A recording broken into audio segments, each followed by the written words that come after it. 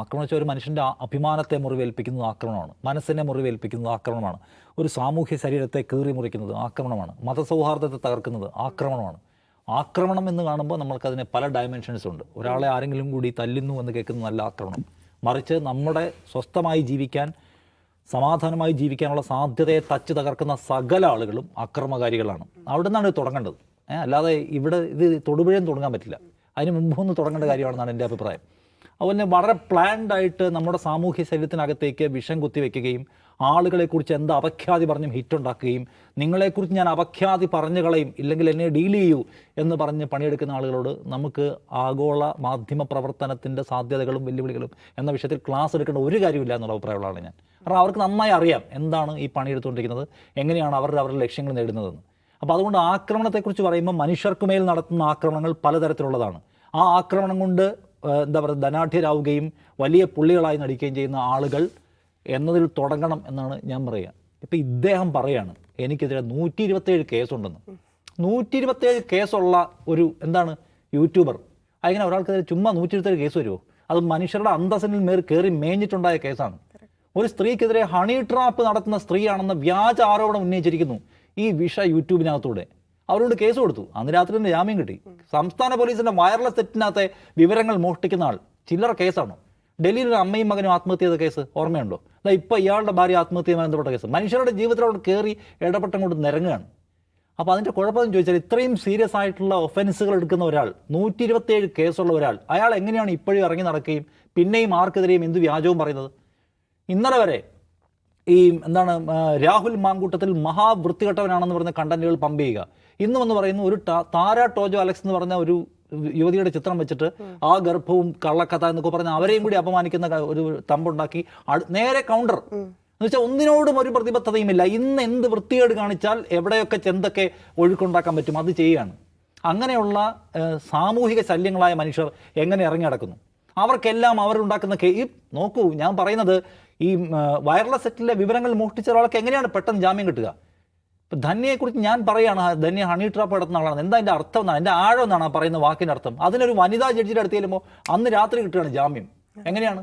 അപ്പോൾ മനുഷ്യ മനസ്സുകളെ ആക്രമിക്കാനും അഭിമനസ്സ് തകർക്കാനും സാമൂഹ്യ വർഗീയത, ഗുരുതരമായ വർഗീയത എന്ന് വെച്ചാൽ പരമത വിദ്വേഷം. എന്തുകൊണ്ട് ക്രിസ്ത്യാനികൾ മുസ്ലിങ്ങളെ വെറുക്കുന്നു? ഒരു ക്വസ്റ്റ്യനാണ്, നമുക്ക് പൊതുമണ്ഡലത്തിൽ ചോദിക്കാൻ പറ്റുന്ന ചോദ്യമാണത്. അതൊരു സംഗതിയാക്കി എടുത്തിട്ടിരിക്കുകയാണ്. ഇപ്പം ഞാൻ പേഴ്സണലി പറഞ്ഞ എനിക്കെതിരെ ഒരുപാട് കണ്ടന്റ് ഉണ്ടാക്കിയിട്ടുണ്ട്. അജിംസു അതിൻ്റെ ഇരയായിരിക്കും ഞാൻ മനസ്സിലാക്കുന്നു. അങ്ങനെ ഇരയല്ലാത്ത സാധാരണ ആൾക്കാർ വളരെ കുറവാണ്. ഇപ്പുറത്ത് നിൽക്കുന്ന ആൾക്കാർക്ക് സാധ്യമായ ആരെയും ആക്രമിക്കും, നമ്മൾ ശ്രദ്ധിക്കാതെ പോകുന്നതുകൊണ്ടാണ്. അപ്പോൾ അങ്ങനെയുള്ള ആളുകൾ എങ്ങനെ പുറത്തിറങ്ങി നടക്കുന്നു? എൻ്റെ ഒന്നാമത്തെ ചോദ്യം കോടതികളോടാണ്. നിങ്ങളുടെ മുമ്പിൽ എത്ര കേസുകൾ വന്നു? മനുഷ്യരുടെ അന്തസ്സിനെ മുറിവേൽപ്പിക്കുന്ന തരത്തിൽ എത്ര കേസ് സംഗതികളുമായി ബന്ധപ്പെട്ട കേസ് വന്നു?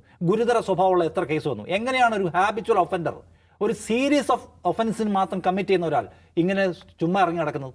ഇറങ്ങി വന്നിട്ട് അയാൾ വീണ്ടും ഇത്തരം ഈ കണ്ടന്റുകൾ ഉൽപ്പാദിപ്പിക്കുന്നത് എങ്ങനെയാണ്? കോടതിക്ക് അയാളെ പേടിയാണ്. കോടതിയിലിരിക്കുന്ന മജിസ്ട്രേറ്റുമാർക്കും ജഡ്ജിമാർക്കും ഈ വക ആൾക്കാരെ പേടിയുണ്ട്. ജാമ്യം കൊടുത്തില്ലെങ്കിൽ നാളെ ഇവൻ നമുക്കെതിരെയും ഹണി ട്രാപ്പ് ആരോപണം ഉന്നയിച്ചിരുന്നുള്ള ഭയപ്പാടാണ്. വേറെ ആർക്കുണ്ട്? 127 കേസുള്ള ഒരാൾ എങ്ങനെ പുറത്തിറങ്ങി നടക്കും? ഞാൻ പിന്നെയും പ്രധാനയാണെന്ന് പറഞ്ഞ് നടക്കും? എങ്ങനെ പറ്റും ഞാൻ പറഞ്ഞു. അപ്പോൾ ഇതിൻ്റെ ആരാണ് ഉത്തരവാദി? ഇങ്ങനെ വിഷം നിറയുന്ന കണ്ടന്റുകൾ നിങ്ങൾ ഉൽപ്പാദിപ്പിക്കുകയും ജനങ്ങളുടെ ആൾക്കാരുടെ ആത്മാഭിമാനത്തെ മുറിവേൽപ്പിക്കുകയും ചെയ്താൽ നിങ്ങൾ റോളിൽ ഇറങ്ങി നടക്കുമ്പം ദുരനുഭവങ്ങൾ ഉണ്ടാവും. ആ ദുരനുഭവങ്ങൾ ഇനിയും ആവർത്തിക്കപ്പെട്ടേക്കാം.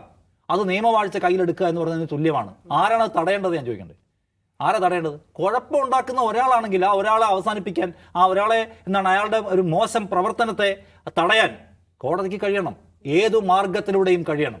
കഴിയാതെ വന്നാൽ ഞങ്ങളൊന്നും ചെയ്യുന്നില്ല, പോലീസൊന്നും ചെയ്യുന്നില്ല, കോടതി ഒന്നും ചെയ്യുന്നില്ല, നിയമം ഒന്നും ചെയ്യുന്നില്ല എന്ന് വെച്ചാൽ പിന്നെ എന്താണ്? എന്തുകൊണ്ടാണ് ഈ തെരഞ്ഞെടുപ്പ് കമ്മീഷൻ എന്ന് പറയുന്ന സംവിധാനം ഞങ്ങളുടെ വോട്ടുകൾ മര്യാദയ്ക്ക് രേഖപ്പെടുത്തുകയും കൗണ്ട് ചെയ്യുന്നില്ലെന്ന് പറഞ്ഞ് വോട്ട് ചോരി ആരോന്ന് വെച്ച് ജനത്തിന് തെരുവിലിറങ്ങി വരുന്നത് എന്തുകൊണ്ടാണ്? System is not working properly എന്ന പ്രശ്നമുള്ളതുകൊണ്ടാണ്. ഇവിടെ എന്താണ്? ഒരാൾ പറയാണ് 200ഓളം കേസുള്ള ഒരാൾ പിന്നെയും ഞാൻ ഏറ്റവും അവസാനം നിങ്ങൾ താരാ ടോജോറെ പടം വെച്ചിട്ടുള്ള തംബ്നെയിൽ കാണണം. അതിൽ പല വൃത്തികേട് ഒരു രാഷ്ട്രീയ പ്രവർത്തകർക്ക് നേരെ ചെയ്യാനില്ല. അങ്ങനെ എങ്ങനെയാണ് തെരുവിലിറങ്ങി നടക്കുക? പിന്നെയും ഇതേ പണിയെടുക്കുക. അപ്പോൾ എനിക്ക് പറയാനുള്ളത് കോടതികൾക്കകത്തുനിന്ന് ഉണ്ടായിട്ടുള്ള അങ്ങേ അറ്റം നിർഭാഗ്യകരമായ ഒരു പ്രവണതയുണ്ട്. ഏത് സീരിയസ് കേസുമായി പോയാലും, ഏത് മാനാഭിമാനവുമായി ബന്ധപ്പെട്ട കേസുമായി പോയാലും ജാമ്യം കിട്ടിക്കളയും. ഈ കോൺഫിഡൻസ് അതിൻ്റെ പിന്നാലെ വരുന്ന ഇഷ്ടം പോലെ യൂട്യൂബിൽ നമ്മൾ കാണുകയാണ്. കേരളത്തിൽ എന്തുമാത്രമുണ്ട്? അവരുടെ എല്ലാം കോൺഫിഡൻസ് എന്താണ്? പച്ചയ്ക്ക് വർഗീയത പറയാൻ, പച്ചയ്ക്ക് ഹെയ്റ്റ് പറയാൻ, പച്ചയ്ക്ക് എന്ത് ആരോപണം ഉന്നയിക്കാൻ, പച്ചയ്ക്ക് എന്ത് നുണയും പറയാൻ. ആളുകളെ ഭയപ്പെടുത്താൻ കഴിയുന്ന സിറ്റുവേഷൻ ഉണ്ടാക്കിയതിൽ ഒന്നാമത്തെ ഉത്തരവാദികളൊന്ന് കോടതിയാണ്, 2 പോലീസാണ്, സർക്കാരിനടക്കം അതിൻ്റെ ഉത്തരവാദിത്വമുണ്ട്. അതുകൊണ്ട് ഇത്തരം ഞാൻ തൊടുപുഴയിൽ നടന്ന സംഭവത്തിൻ്റെ വിശദാംശങ്ങളിലേക്ക് ഞാൻ പോകുന്നില്ല. നിങ്ങൾ ഈ നിയമവാഴ്ച ആളുകൾ കയ്യിലെടുക്കുന്ന തരത്തിൽ ആളുകളെ നിങ്ങൾ നിരാശരാക്കരുത്. അതാണ് എനിക്ക് സിസ്റ്റത്തോട് പറയാനുള്ളത്. ആളുകൾ പരാതിയുമായി വന്നാൽ ആ പരാതിക്ക് തീർപ്പുണ്ടാക്കണം. കുഴപ്പക്കാർ വിലസുന്നില്ല എന്ന് ഉറപ്പാക്കാനുള്ള ബാധ്യത ഭരണകൂടത്തിൻ്റെ ഭാഗമായിട്ടുള്ള സിസ്റ്റത്തിനും എല്ലാം ഉണ്ട്. ഇല്ലെങ്കിൽ ഇത് സംഭവിക്കും. ഇത് സംഭവിക്കാതിരിക്കാൻ ചെയ്യേണ്ട പണി എന്താണോ ആ പണി എടുക്കുകയാണ് പ്രധാനം.